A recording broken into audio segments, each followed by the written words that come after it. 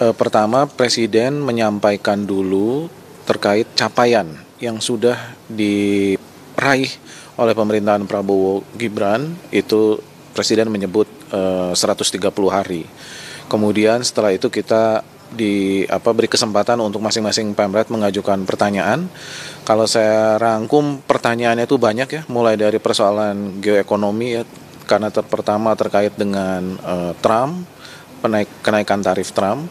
Kemudian juga ada isu-isu ekonomi, mulai dari penciptaan lapangan kerja, kemudian bagaimana peran sektor swasta ke depan.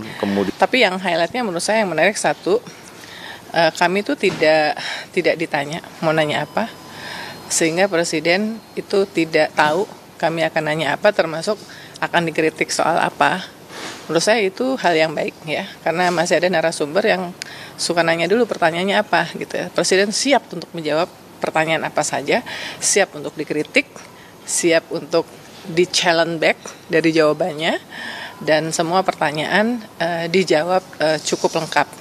Apakah jawabannya memuaskan atau tidak, tentu masing-masing kita yang bertanya punya ukurannya sendiri-sendiri ya.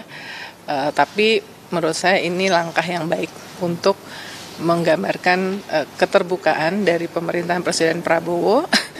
Jurnalis kan selalu berusaha untuk mendapatkan konfirmasi informasi sumber A1, orang nomor 1. Dan karenanya ketika kemudian saya dilibatkan untuk juga terlibat dalam wawancara bersama 6 jurnalis yang lainnya, ini kesempatan yang berharga. Yang kemudian tadi kita lihat waktu yang diberikan juga sangat generous begitu ya. Waktu rekaman dari mulai jam 9 pagi sampai hampir jam 1 siang.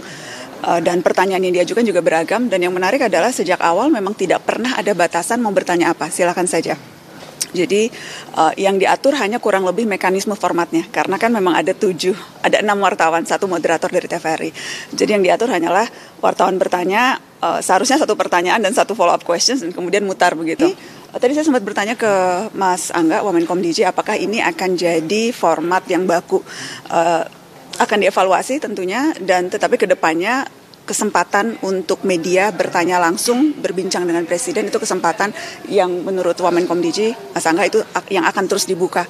Dan semakin banyak media yang bisa terlibat, karena kan media kan tentunya kan juga beda-beda prioritasnya, beda-beda target audiensnya. Jadi mungkin media yang khusus bicara seni, pertanyaan yang diajukan juga pastinya kan yang berkaitan dengan kepentingan pembacanya begitu. Media olahraga tentu nanti bertanya juga seputar isu-isu olahraga. Jadi semakin bervariasi media yang dilibatkan dalam pertemuan dan wawancara dengan Presiden, semakin kita bisa dapat perspektif yang beragam dari orang nomor 1 di negeri ini.